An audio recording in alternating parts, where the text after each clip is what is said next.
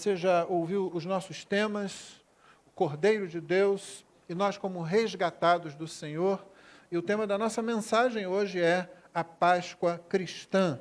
E eu vou estar pregando utilizando o livro de Êxodo, naturalmente, dos capítulos 12 ao capítulo 16. E, naturalmente, eu não vou ler todo esse texto e nem vou fazer a exposição de cada um dos versículos desse texto, mas à medida que nós progredirmos, nós vamos ler vários textos. Então, eu peço que você esteja aí com a sua Bíblia, com o seu dispositivo, atentos à palavra de Deus, para que você possa acompanhar. Mas não é essencial que você abra a sua Bíblia ou procure no seu dispositivo. Se você prestar atenção, você estará fazendo um bom treinamento também. Vamos lembrar, irmão, que esse negócio de ter uma Bíblia para cada um é coisa de muito pouco tempo. E quando eu falo muito pouco tempo, eu estou falando de 100 e poucos anos.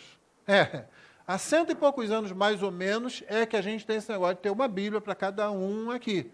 Sim, a imprensa foi inventada lá por Gutenberg, lá, nos primórdios da Reforma Protestante. Mas isso não significa que no dia seguinte ele tinha 1000 Bíblias num instante para vender. Tá? Não é assim, não funciona assim. Na verdade, ao longo de séculos, havia talvez uma Bíblia por igreja.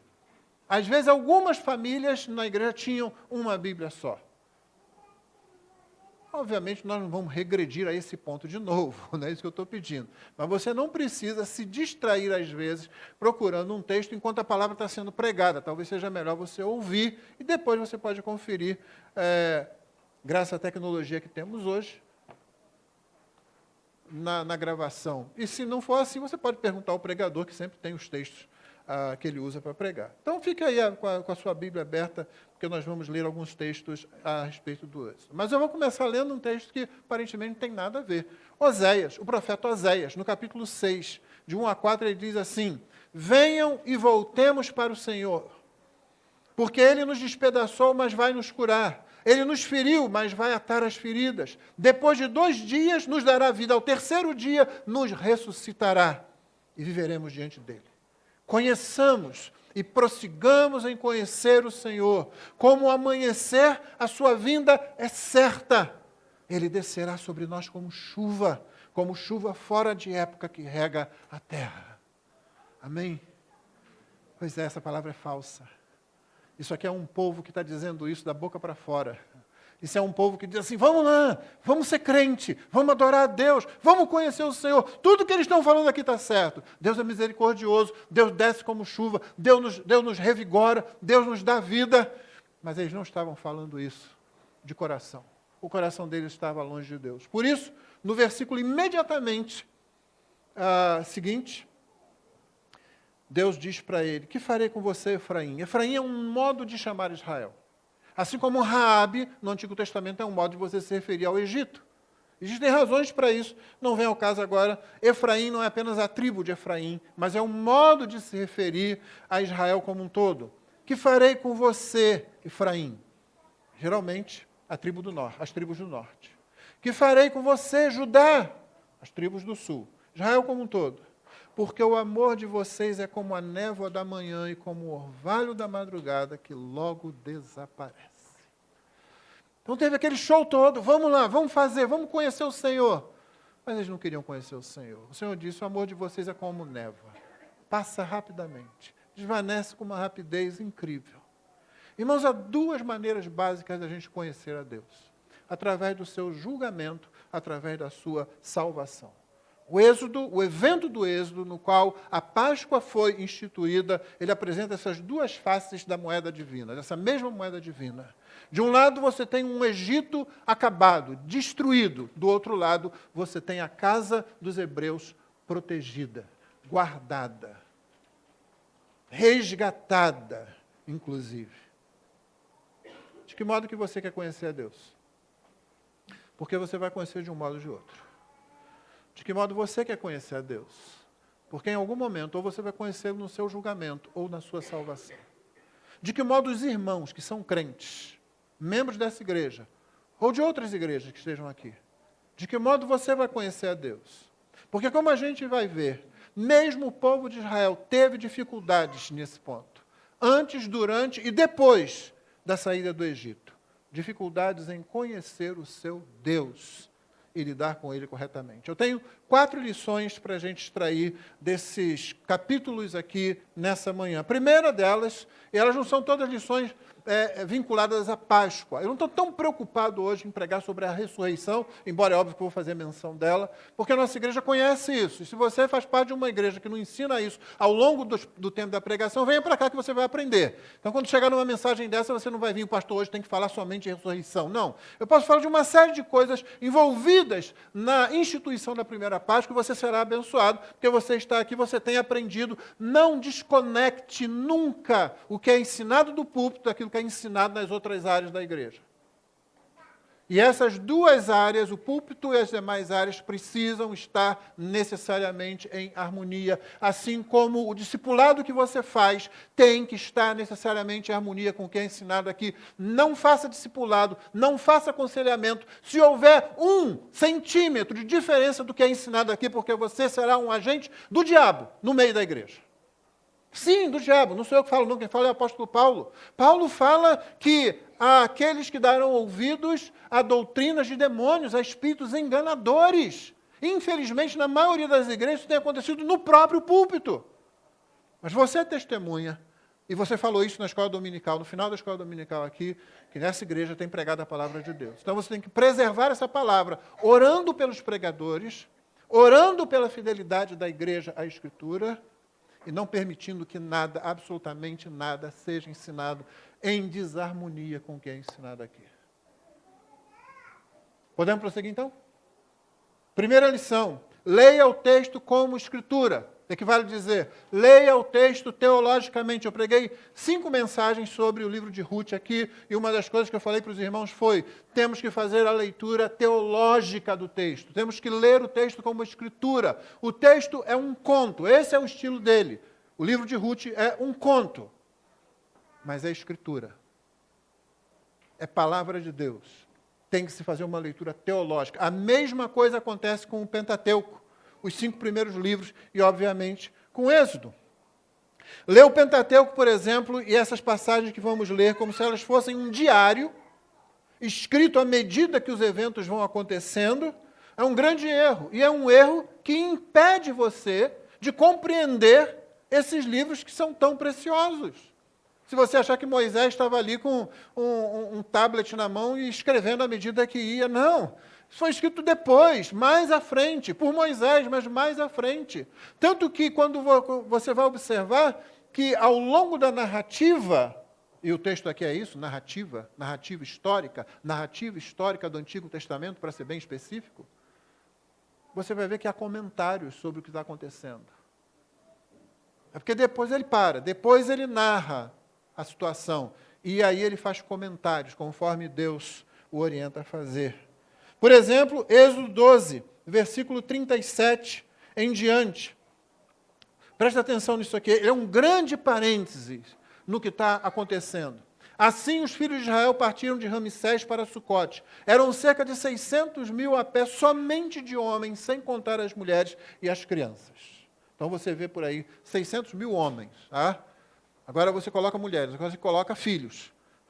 E você vê para quanto vai essa população. Saiu também com eles um misto de gente, ovelhas, gado, muitos animais. Assaram pães sem fermento da massa que levaram do Egito, pois a massa não tinha levedado, porque eles foram expulsos do Egito. Não puderam deter-se e não haviam preparado para si provisões. Ora, o tempo que os filhos de Israel habitaram no Egito foi de 430 anos. Aconteceu que, ao final dos 430 anos, nesse mesmo dia, todos os exércitos do Senhor saíram da terra do Egito. Esta noite será dedicada ao Senhor, porque nela os tirou da terra do Egito. Esta é a noite do Senhor que todos os filhos de Israel devem comemorar de geração em geração. Você viu? Ele fez uma narrativa até aqui, terminando com a 10ª praga. Ele começou com a instituição da Páscoa, Deus falando como é que ia fazer, terminou com a 10ª praga, a morte dos primogênitos, aí ele para e abre um parênteses. É assim que você tem que lembrar. Quando você ler o Pentateuco, quando você lê história bíblica, não leia como se aquilo fosse apenas uma narrativa histórica. É por isso que a gente fica procurando detalhes ali, de acordo com a forma de fazer história hoje. O texto não está interessado em dar detalhes que não cooperem para transmitir a ideia da redenção. Isso aqui é a história da redenção. É com isso que o texto se importa. O que a Bíblia quer fazer com a gente é sempre dar tudo o que a gente precisa para a nossa salvação e para a nossa vida como salvos. E ela faz isso com clareza. Tanta clareza que a nossa confissão de fé diz que qualquer um pode compreender. Tudo que é necessário à salvação e à vida cristã, qualquer pessoa pode compreender. Ela não precisa de ter um intermediário para interpretar para ela. Há textos difíceis nas Escrituras. Há dificuldades, é claro que há. Mas o que é para a salvação é tão claro que mesmo uma criança pode entender. Então, Êxodo 12, 37, até o capítulo 13, na primeira parte, ele demonstra que o texto não foi escrito como se fosse um diário à medida que vai acontecendo, não. O Espírito vai produzindo o texto através do autor bíblico e ensinando o que se quer aqui. Por que Deus fez isso? Para que Deus fez isso? Observe como Deus fez isso. Tudo isso é importante, porque o objetivo é sempre redenção. Esses textos só têm sentido como lido dessa forma, como um relato ou com um propósito teológico. Ainda, Êxodo 16, 35. E os filhos de Israel comeram maná durante 40 anos. Está no início do processo do maná. Acabou de cair maná lá pela primeira vez. E os filhos de Israel comeram maná durante 40 anos até que entraram em terra habitada. Comeram maná até que chegaram aos limites da terra de Canaã. Então, o objetivo não é, estou falando para vocês o que está acontecendo, o objetivo é, olha para trás, olha o que Deus fez, olha o que Deus está fazendo. Assim, o relato de Êxodo e da instituição de Páscoa aponta para a nossa libertação, mas não um tipo de libertação a que se quer reduzir o texto, muitas vezes. É diminuir o texto, é diminuir a Escritura e, principalmente, é diminuir Deus, quando se quer fazer uma leitura social, antropológica, científica, psicológica da Bíblia. Não quer dizer que não haja algum espaço para isso, mas isso não é o que a Escritura é na sua essência. O mesmo ocorre quando os textos são espiritualizados, ou então se tornam base de alegoria. Tudo isso torna a palavra de Deus superficial. Tudo isso torna a palavra de Deus sem efeito e desonra o autor da Escritura. Cristo, o Cordeiro de Deus, foi sacrificado para que nós fôssemos libertos do pecado, do mundo e do diabo. É disso que Êxodo vai falar. O texto de Êxodo 12 não deve ser lido como uma defesa de libertação dos oprimidos, como muitos querem. A não ser que você esteja falando de opressão em termos teológicos. Aí sim. Aí você pode falar da opressão do pecado, do diabo, do mundo. João 8,34 diz, nós somos escravos do pecado, não importa o seu estilo de vida, não importa a sua conta bancária, não importa o seu estado de saúde, se você não tem Cristo, se você não tem Deus, você é escravo do pecado. Jesus respondeu, em verdade lhes digo que todo que comete pecado é escravo do pecado. Efésios 2, 1 e 2, nós somos escravos do mundo e do diabo. Ele lhes deu vida quando vocês estavam mortos em suas transgressões e pecados, nos quais vocês andaram no outro tempo, segundo o curso deste mundo, segundo o príncipe da potestade do ar, do espírito que agora atua nos filhos da desobediência. A palavra que é traduzida aqui como segundo, não é apenas só de acordo com, é preso a. A palavra era usada, por exemplo, para certos tipos de trilhos, aonde uma roda estava presa àquilo ali, aquele caminho de alguma forma, onde uma linha estava presa àquilo ali. É assim que somos nós sem Cristo, nós somos escravos do mundo e do príncipe deste mundo, o príncipe da potestade do ar. Então, leiamos o texto como escritura, teologicamente. Toda vez que você se aproximar da Bíblia, aproxime-se dessa forma, senão você vai perder a escritura no meio do caminho. Segunda lição, os eventos do Êxodo apontam para o julgamento divino e para a salvação divina. Ou seja, para o juízo divino e para a redenção divina. Eles apontam nessas duas direções. o juízo e a redenção. Como eu disse, tem duas maneiras de você conhecer a Deus. Ou no seu juízo, no seu julgamento, ou na sua salvação, na sua redenção. Êxodo 12, 23 é um texto espetacular para isso. Ele diz assim, porque o Senhor passará para matar os egípcios. Notou? O Senhor passará para matar os egípcios. Quando, porém, enxergar o sangue na viga superior da porta e em ambas as ombreiras, o Senhor passará por cima da porta e não permitirá que o destruidor entre na casa de vocês para matá-los. Os verbos usados aqui em hebraico, o primeiro é passar, mas é a passar através de.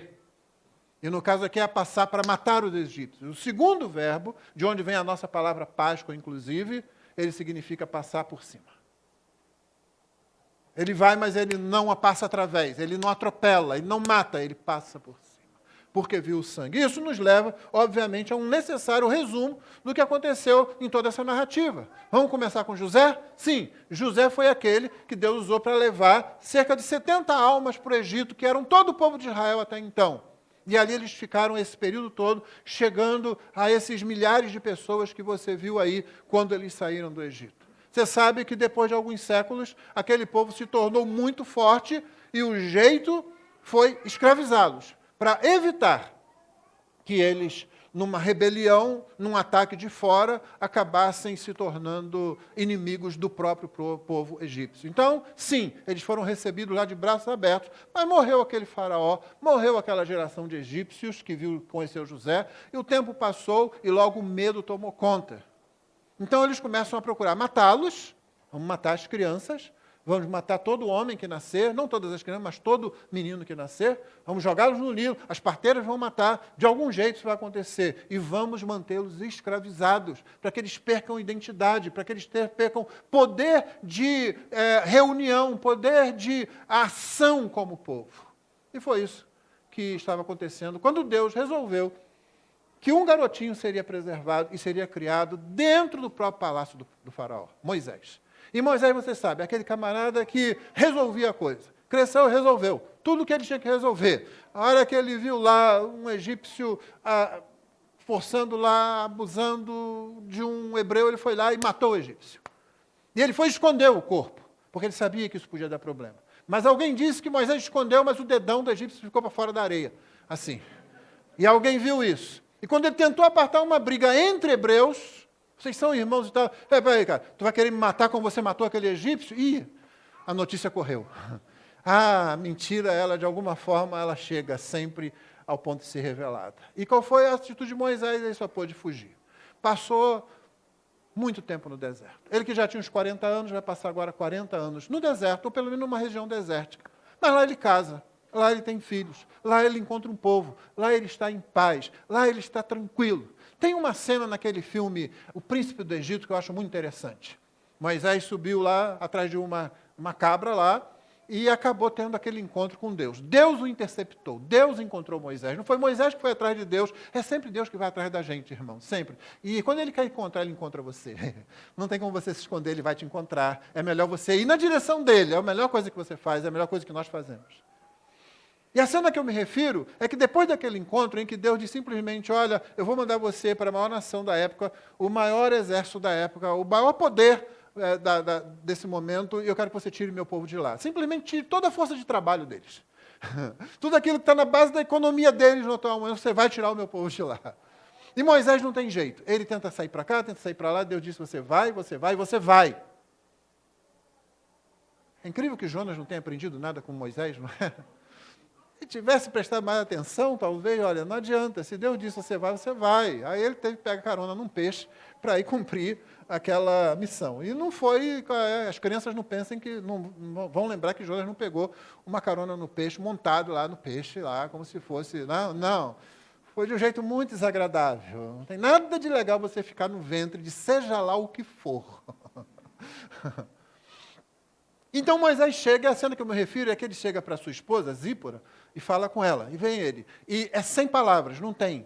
Só tem uma música tocando. E aí está falando para ela e tal. E fazendo gesto do tipo, encontrei Deus, estava ali, Deus falou comigo tal. Você entende tudo isso pelo gesto que ele está fazendo. Enquanto isso, Zípora, ela se senta ela baixa o braço assim, ela senta, ela põe a mão assim e fica.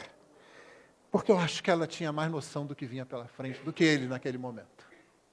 Também ela não tinha tido um encontro com Deus. Ele tinha. E aí ele vai para lá. E aí você sabe que ele chega lá e tudo de ruim acontece. O faraó não vai deixar ele ir. Ele já sabia disso. Mas uma coisa, irmãos, é quando Deus diz, eu vou fazer desse jeito. E aí ele coloca a gente no meio da situação. Olha, eu vou endurecer o coração do faraó, tá? Ele não vai deixar e eu vou glorificar o meu nome na terra do Egito. E vocês vão sair de lá com muitos tesouros, com muitas coisas. Vocês vão despojar os egípcios. Não é bacana isso? Não é bonito? Uau! Nós vamos lá, vamos fazer, Deus vai pegar o faraó e nós vamos sair de lá ainda cheio de coisa. É exatamente isso que aconteceu, que ia acontecer e que aconteceu. Isso mesmo. Outra coisa, irmãos, é quando a gente começa a viver a vida com Deus. Porque Deus não está lidando só com os egípcios, Deus está lidando com Moisés, Deus está lidando com o próprio povo de Israel. E lembre-se, quando você conhece a Deus, há juízo e justiça, a salvação e redenção. E você fica olhando para aquelas duas coisas, porque você, mesmo sendo israelita, merece a mesma condenação dos egípcios. Sim, exatamente isso. Moisés chega para lá para falar com o faraó e ele fala com o faraó dos 2 primogênitos. Olha o que Deus disse para ele dizer a faraó. Você vai chegar lá e vai dizer o seguinte, Moisés, em Êxodo 4, 21 a 23. Quando você voltar ao Egito, trate de fazer diante de faraó todos os milagres que pus em sua mão. Mas eu vou endurecer o coração de faraó para que não deixe o povo ir. Diga a faraó, assim diz o Senhor, Israel é meu filho, meu primogênito. E eu digo a você, deixe o meu filho ir para que me adore. Mas se você não quiser deixá-lo ir, eis que eu matarei o seu filho, o seu primogênito. Aí você diz assim, pastor, Deus endureceu o coração do faraó, acabou o texto para você, não é? Não é assim que a gente faz? Acabou. Parou na segunda linha da leitura, porque novamente não estamos lendo teologicamente. O que Deus está dizendo é o seguinte, eu vou glorificar o meu nome nessa terra, que eu poderia simplesmente destruir, estaria sendo totalmente justo. Mas quero que você compreenda bem isso, porque talvez há pessoas aqui que ainda não nos ouviram ensinar sobre isso. Em outro momento diz que Faraó endurece seu próprio coração. Aqui diz que Deus é que vai endurecer o coração do Faraó. E é assim. As duas coisas estão acontecendo. A questão é como Deus endurece o coração de Faraó.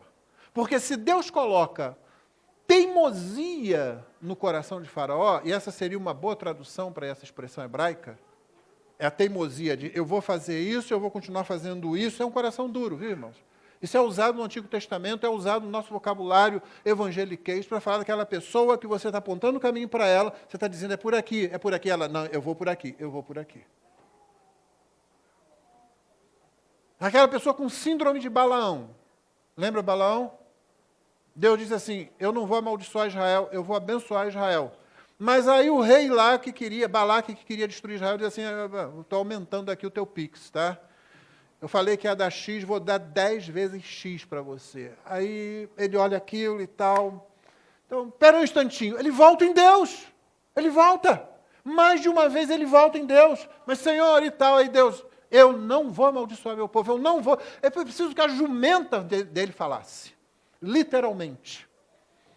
A jumenta teve que parar ali, ela viu o anjo, Deus abriu os olhos para que ela visse um anjo lá que ia matar o profeta, ele bate nela, ela abre a boca e fala com ele.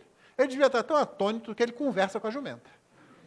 Porque se você tem que conversar com um animal para abrir seus olhos, não tem alguma coisa muito errada com você? E aí ele está lá falando, olha, eu nunca fiz isso com você, mas ali na frente, aí Deus abre os olhos dele e ele vê. E é aí que ele desiste. Síndrome de Balaão é quando a pessoa volta, e volta, e volta, e você está dizendo, é por aqui, meu irmão, é por aqui, minha irmã, segue esse caminho, essa é a palavra de Deus, confia, descansa, é difícil, sim é, mas permanece nesse caminho. Síndrome de Balaão é o que Moisés não fez. Na verdade, com todo o peso que foi caindo sobre ele, à medida que ele ia fazendo a obra, e o faraó piorava a situação dos hebreus, tirava o material, agora vocês vão ter que pegar a palha também, não vou mais colocar aqui não, vocês vão ter que, e vão ter que dar a mesma quantidade de tijolos. E o povo começa a reclamar dele. E Deus diz assim, continua Moisés, e Moisés continua. Continuou. E praga após praga, praga após praga. Como foi que Deus endureceu o coração de Faraó? Deus simplesmente tira graça. Porque nenhum ser humano vive sem alguma dose de graça. Quando Deus retira a graça, é como se Deus retirasse o freio do nosso pecado. Lembra do primeiro ponto do calvinismo? Primeiro ponto das chamadas doutrinas da graça?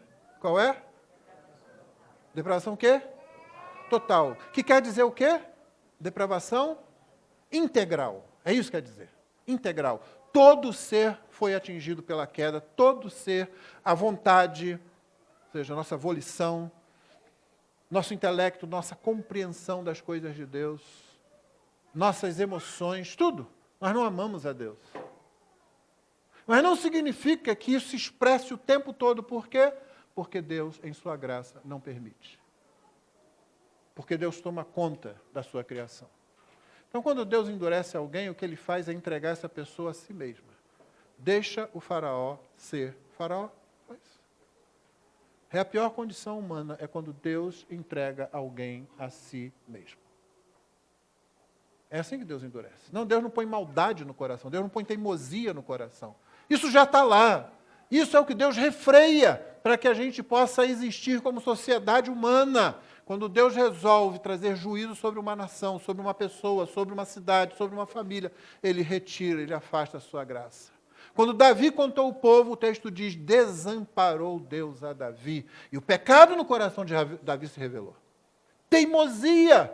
Joabe chegou para ele, rei, que Deus multiplique esse povo cada vez mais, mas não faça essa loucura. Eu sou o rei, você faz o que eu mando contra o povo. Coração duro. Mas Moisés continuou fazendo a vontade de Deus. E finalmente um primogênito teria que morrer. Ou o primogênito de Deus, o povo de Deus, ou o primogênito do faraó e dos egípcios. Como é que Deus faz isso? Deus não chega lá, você vê como é que Deus é criativo, irmão? A gente precisa observar como Deus faz as coisas. Deus não chega assim, Moisés diz assim, você vai subir lá num lugar bem alto, orar e vai morrer tudo que é primogênito. Só dos egípcios. Pronto. Isso não diria nada ao coração dos pecadores hebreus que também estavam ali. E não diria nada mesmo para os egípcios. Mas o que é que Deus faz? Se Moisés, você manda o seguinte. No dia 10 desse mês, que está começando, cada um vai pegar uma ovelha, um cordeiro, pode ser também um cabrito, mas sem mancha, sem defeito, tem que ser um macho de 1 ano. Providencia isso. E no dia 14, vocês vão matar esse cordeiro. O sangue dele será passado no umbral da porta e nas laterais também. E depois vocês vão comer essa carne assada dentro de casa. Ninguém sai de casa, porque eu vou passar sobre o Egito. O meu destruidor vai passar sobre o Egito. E só tem uma coisa que pode livrar vocês dele, o sangue. Só o sangue. Porque se isso não acontecer, todo primogênito, seja em Israel, seja no Egito, vai morrer. Eu sempre imagino um camarada, sabe que o homem não gosta de gastar dinheiro, quando a mulher sai com cartão de crédito, já é aquele negócio, né? Minha mulher está lá fazendo compra com o meu cartão de crédito, aí a Mara fica apavorado, né? Eu imagino lá o sujeito, preciso de um cordeiro, lá estão vendendo cordeiro, olha, esse aqui está inteirinho, está bonzinho e tal, ele só tem essa manchinha aqui, mas nem dá para ver, olha, fica aqui por trás da patinha, aqui, uma manchinha, está assim. Aí ele, metade do preço, que o pessoal está pagando aí, ele pega o cordeiro lá, a mulher está assim olhando. Se meu primogênito morrer porque você está sendo sovina, porque você não quer pagar por um cordeiro, você morre logo depois. Sim, tinha que se obedecer à ordem de Deus, do jeito que Deus falou, como Deus falou, no momento que Deus falou, para fazer do modo como Deus falou. E à meia-noite o destruidor passa. E é tão fácil falar isso sentado aqui agora, não é? Ou pregando aqui agora. Mas eu sempre imagino alguém que esteja um pouco mais perto dos egípcios, na terra de Gósen, que era a terra dos hebreus. Um grito. Um grito de desespero. Outro grito. Outra casa, outro grito. Outro berro. Outro não. Morreu um primogênito. Mas não de Deus. O do faraó. E aí eles saem. Eu imagino, eu faria isso. eu saindo de casa, eu ia olhar para aquele sangue que estava lá. Eu ia ficar um tempo olhando para aquilo ali. Ouvindo tudo que estava acontecendo. Vendo que os egípcios estavam dizendo, saiam logo, vão embora, senão vai morrer todo mundo aqui. Toma, leva isso. Vocês querem o quê? É ouro, é prata? Toma, leva. Eu ficaria parado ali olhando um pouco para aquele sangue. Aquilo ia ficar marcado, sabe? Marcado na gente. Como Deus ordenou, e você vai falar isso, você vai celebrar isso de geração em geração.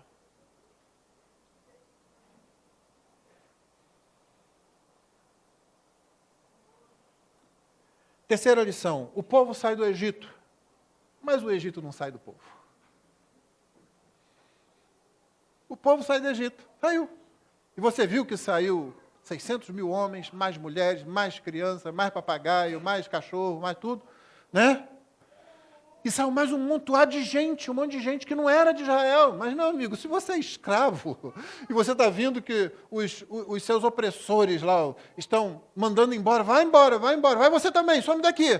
Você vai ficar lá, não, é só para os hebreus, não é para mim, não. Não vai um monte de gente, esse monte de gente vai sem conhecer Deus. Nem o povo de Israel estava pronto, mas eles pelo menos tinham a tradição, eles tinham as promessas, tinha gente lá que nem isso tinha. E sai esse amontoado de gente e vai embora. O povo sai do Egito, mas a gente vai ver que o Egito não sai do povo. Uma primeira amostra disso, logo que eles saem ali para ir em direção ao mar, Êxodo 13:17 diz, quando o faraó deixou o povo ir, Deus não os levou pelo caminho da terra dos filisteus, embora fosse mais perto, pois disse ao testemunho que Deus dá de Israel. Então, se Deus fosse dar um testemunho de você, qual seria o testemunho que Deus daria? O testemunho que Deus deu de Jó. Tem visto o meu servo Jó? Não há ninguém na terra justo como ele. Olha o testemunho que Deus dá de Israel. Para não acontecer que, vendo a guerra, indo pelo caminho dos filisteus, o povo se arrependa e queira voltar para o Egito. Esse é o povo de Deus. Esse povo viu 10 pragas. Esse povo viu o poderio do Egito ser sucessivamente massacrado por um bando de gente que não tinha poder nenhum, simplesmente porque uma divindade que não tem aparência, uma divindade que não tem representação física, disse, eu vou fazer, e fez. Ele viu tudo isso. Mas Deus teve que dizer assim, não vou me levar por esse caminho, que é o mais curto, mas... Vamos por esse caminho aqui, porque senão o povo vai ver a guerra, a possibilidade de guerra, de um enfrentamento, e vai querer se arrepender e voltar para o Egito. Êxodo 14, 10-12. Chegando Faraó, os filhos de Israel levantaram os olhos, e eis que os egípcios vinham atrás deles, e ficaram com muito medo. Então os filhos de Israel clamaram ao Senhor. Não é isso que crente tem que fazer? Clamar ao Senhor? Ficou com medo mesmo? Clama ao Senhor. Você vê o perigo? Clama ao Senhor. A aflição? Clame ao Senhor. Só que o texto continua de um jeito que não é legal. Disseram a Moisés, será que foi por não haver sepulturas no Egito que você nos tirou de lá para que morramos nesse deserto? O que foi que você fez conosco, tirando-nos do Egito? Não foi por isso que disseram. É o famoso eu te disse. Né? Gente, o pior tipo de pessoa é essa. Eu não falei? Eu falei que ia dar errado. Eu falei para não fazer. Não é assim? Gente, é o pior tipo de pessoa. É aquela pessoa que às vezes nem falou, não se colocou de frente, não. Vocês só vão fazer essa besteira passando por cima de mim. Não, só ficou lá de trás. Mas acho que não, hein? Não é legal, não. Aí quando acontece, eu falei, eu disse. Estava lá, a mesma coisa. Não foi isso que dissemos a você no Egito? Deixe-nos em paz. Nós temos paz aqui no Egito, olha só, para que sirvamos os egípcios. Pois teria sido melhor para nós servir os egípcios do que morrer no deserto. Irmãos, confiar, descansar e principalmente deleitar-se na salvação de Deus não é algo que acontece como mágica. Todos que somos discípulos de Cristo, a exemplo do povo de Israel nesse episódio, tentamos voltar ao Egito em algum momento. Tentamos. Mas duas perguntas. Como é que isso funciona? E o que nos atrai lá? Então, primeira pergunta, como essa atração funciona? Como é que ela começa? E eu quero afirmar que ela sempre começa com um desprezo pela palavra de Deus. O povo de Israel desprezava a palavra de Deus, estava com eles ali. Isso ia se revelar no episódio do bezerro de ouro. Mas antes de chegar naquele episódio, isso já vai sendo revelado. Por exemplo, Êxodo 16 é um dos textos mais tristes com relação a essa verdade. Êxodo 16, 19. Então Moisés disse, ninguém deixe nada para a manhã seguinte. Ele está falando do maná, que o povo reclamou, vamos morrer de fome aqui. E Moisés falou, Deus vai dar o pão do céu para vocês. E o pão caía do céu. A gente fica lá, o que era esse maná? Era um negócio que surgia, quer tudo entender cientificamente, né? Não, é teologicamente que importa para a gente. Não é que não tem explicação, até tem, mas não nos interessa, não fortalece a nossa fé, não funcionará nunca como base para uma fé genuína. Nós não precisamos disso, que precisamos do testemunho do Espírito Santo com relação à palavra. É isso e nisso que nós nos firmamos e colocamos a nossa fé. Então Moisés disse, ninguém deixe nada para a manhã seguinte. É para você colher hoje, comer hoje, amanhã sai e come de novo. Eles, porém, não deram ouvidos a Moisés. E alguns deixaram do maná para a manhã seguinte, mas deu bichos e cheirava mal. E Moisés se indignou contra eles. Meus irmãos, pouca comida faz isso de um dia para o outro. Mesmo no deserto. Só que essa aqui era a comida de Deus. Ela vem do jeito de Deus, da forma como Deus. Não deixe nada para o dia seguinte. Não, vou me precaver. Vai que amanhã esse negócio não cai. Vai que amanhã eu não estou afim. Eu pego hoje dobrado, não preciso sair amanhã, olha aí. Desprezo pela palavra de Deus. Mesmo capítulo 26, 29. 6 dias vocês o recolherão. Ainda é o maná, tá? Mas o 7º dia é o sábado. Nele não haverá nada a recolher. Ó. No 7º dia, algumas pessoas saíram para o recolher, porém não o acharam. Então o Senhor disse a Moisés, até quando vocês se recusarão a guardar os meus mandamentos e as minhas leis? Vejam, o Senhor deu a vocês o sábado, por isso ele no 6º dia lhes dá alimento para 2 dias, cada um fica onde está, ninguém saia do seu lugar no 7º dia. A atração pelo mundo, a atração pelo Egito sempre começa com desprezo pela palavra de Deus. Pequenas coisas. Foi mal, eu fui lá, não tinha nada mesmo. Foi mesmo como você falou, não tinha nada hoje no sábado para colher. Poxa, não é uma coisinha pequena, não. O Deus, Criador dos céus e da terra, falou e você simplesmente disse, não vou confiar nisso, não vou descansar nisso e não vou me deleitar nisso. A segunda pergunta, o que nos atrai no Egito? O que os atraiu no Egito?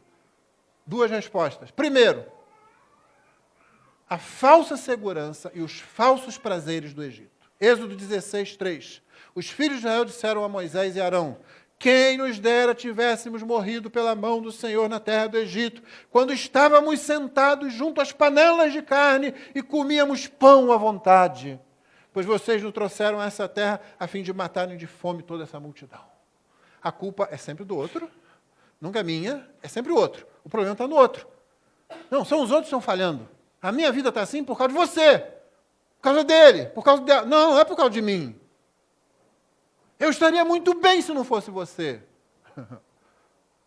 Estaria lá no Egito, em paz, servindo aos egípcios, comendo pão à vontade, panelas de carne.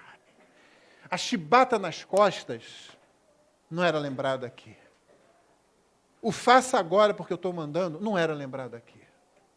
A possibilidade de morte a cada minuto também não era lembrada aqui. Porque se você desprezou a palavra de Deus, então você só ficou com a sua própria palavra, com a sua própria compreensão das coisas. Só, acabou.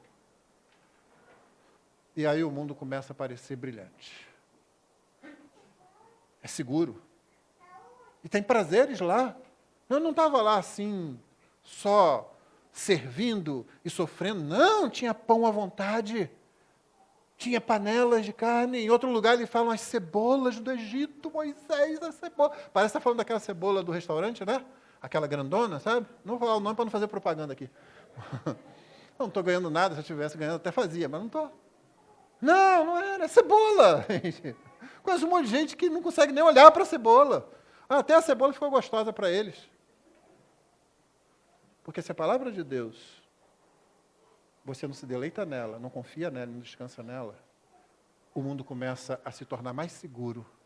Os prazeres do mundo começam a se tornar muito atraentes. Thomas Watson, pregador puritano do século XVII, uma vez disse: enquanto o pecado não for amargo, Cristo não será doce. Olha para o irmão do teu lado e fala para ele: enquanto o pecado... Vai lá. Você vai poder dizer que uma vez você fez isso nessa igreja. Enquanto o pecado não for amargo... Não precisa fazer não, porque vocês estão tão sem jeito para fazer um negócio que não dá. Enquanto o pecado não for amargo, Cristo não será doce.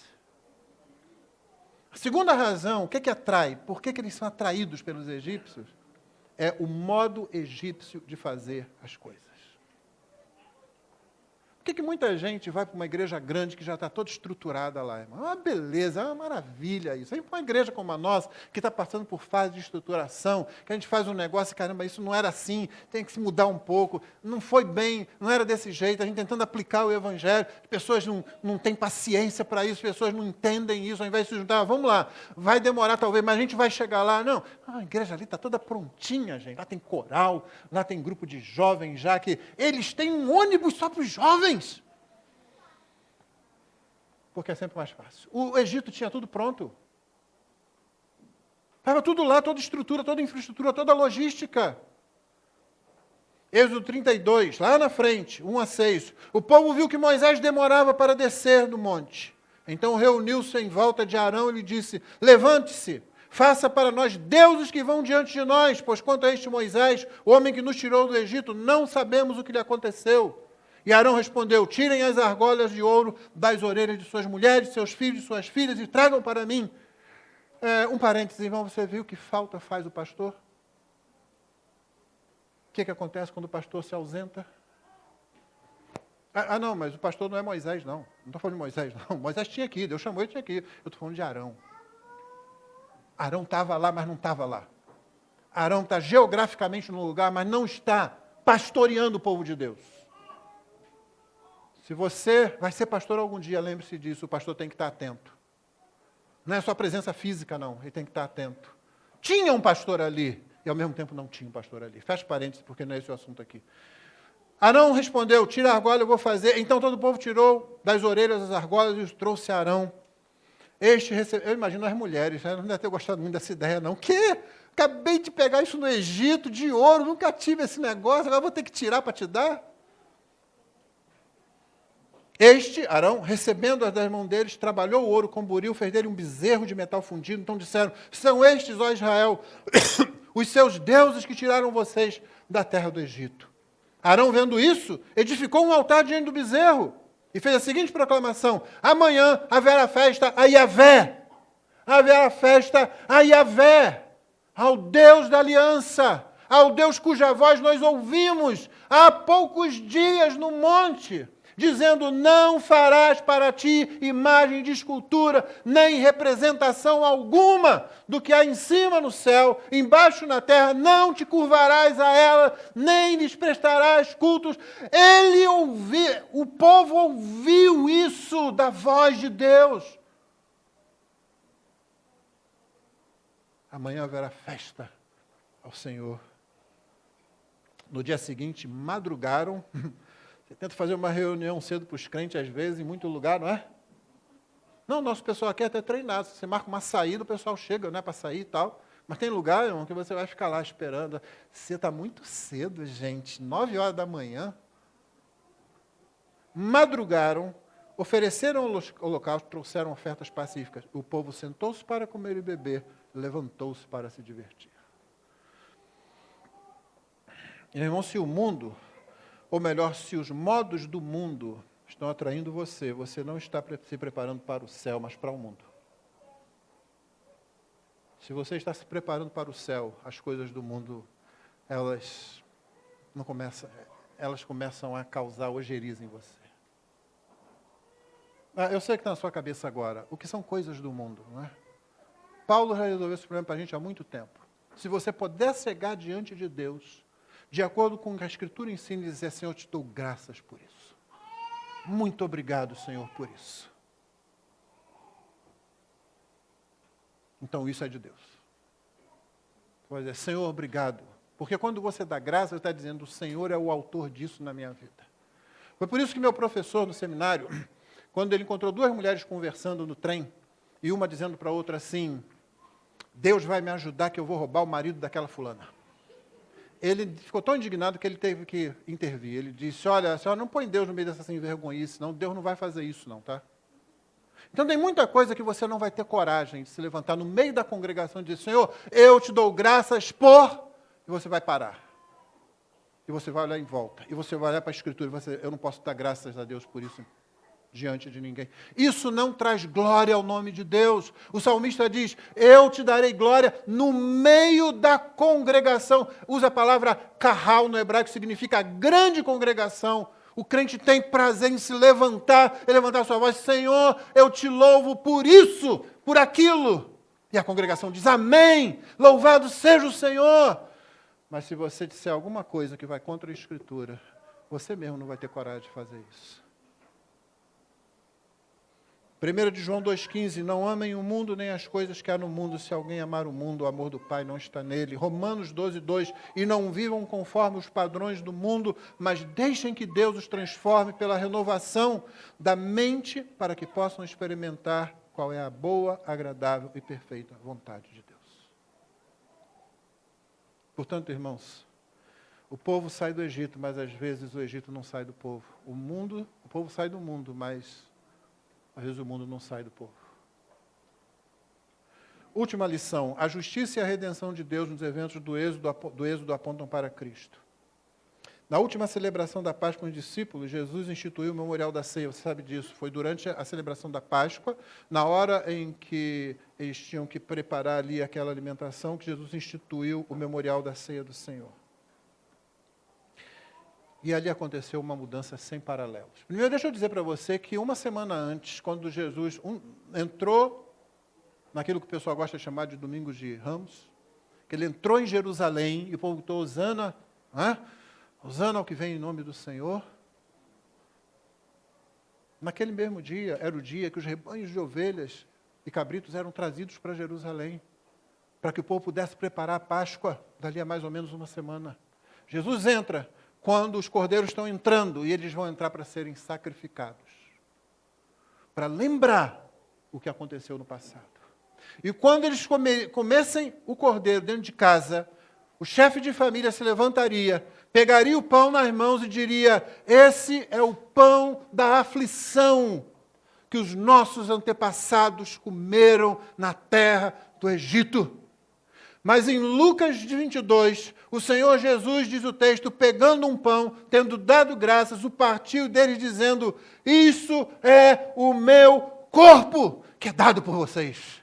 Eles devem ter ficado atônitos, porque eles já tinham participado de outras Páscoas com Jesus. Certamente o ritual foi cumprido do mesmo jeito. Esse é o pão da aflição que nossos antepassados comeram na terra do Egito. E agora estão lá esperando a mesma coisa, a frase de sempre, mas vem outra, isso é o meu corpo, que é dado por vós.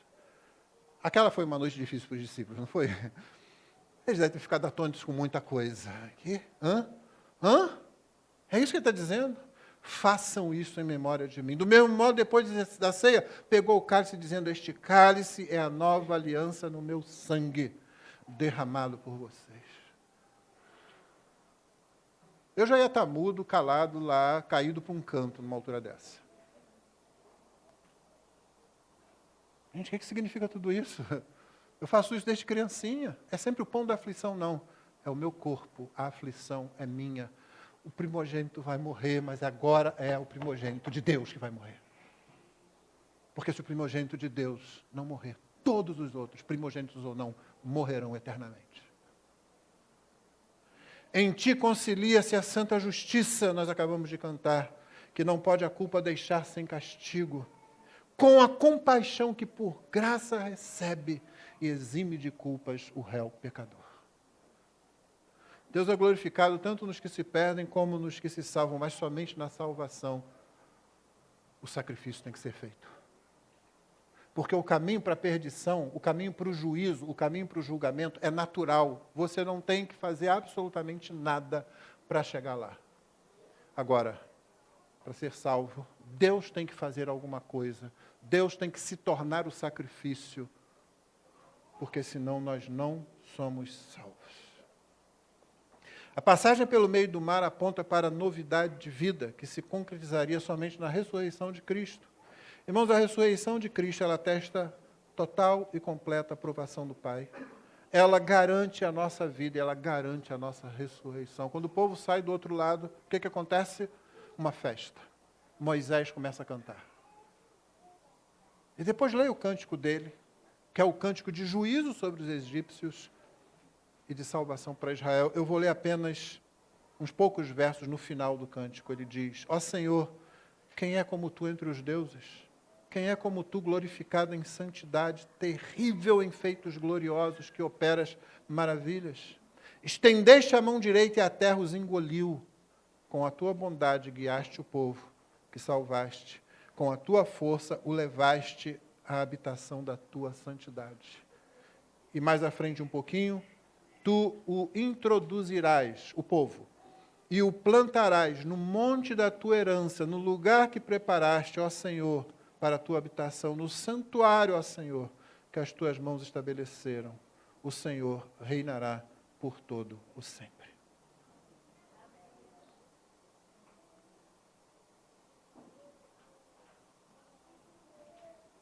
O primogênito morreu para que ele se tornasse de fato primogênito. Porque até então ele era o unigênito Filho de Deus. E essa palavra tem muitos significados, mas eu quero me prender apenas ao mais óbvio. Ele era o único. O que precisa acontecer ao seu primeiro filho para que ele seja primogênito? Tem que ter outros filhos. Para que o filho de fato se tornasse o primogênito, ele deu a vida para que muitos outros filhos fossem trazidos à comunhão de Deus, libertos e resgatados do mundo, do pecado e do diabo. Que o Senhor nos abençoe e que essas lições sejam preciosas aos nossos olhos, para que sejamos agradáveis a Deus em tudo e cresçamos até aquele dia em que Ele nos chamar ou em que Ele retornar. Amém? Vamos ficar de pé e vamos orar. Deus abençoe você que está nos acompanhando até agora. O nosso convite é sempre renovado para que você esteja aqui, mas, sobretudo, se você ainda não se rendeu àquele que deu a sua vida por nós, não deixe passar de hoje. Renda-se a Cristo Jesus, o único que pode evitar que o destruidor eterno destrua eternamente a sua vida. Pai, muito obrigado pela tua palavra. Aplica ao nosso coração, de modo que todos os que estão aqui sejam abençoados, acrescidos, tenham suas vidas modificadas aonde o Senhor quer modificar e sejam instrumentos teus para frutificar dentro da igreja e fora da igreja, na edificação dos santos e na evangelização dos perdidos. Nós te louvamos porque Cristo ressurgiu dos mortos, atestando a tua total aprovação a sua obra perfeita, entregando sua vida para nos salvar e vivendo uma vida sem mancha, sem pecado, sem coisa alguma que pudesse contrariar a tua lei, a tua palavra, Senhor. Por isso nós exaltamos o nome de Cristo e te exaltamos, ó Pai, pela tão grande salvação que em Cristo temos. É em nome dele que nós oramos. Amém.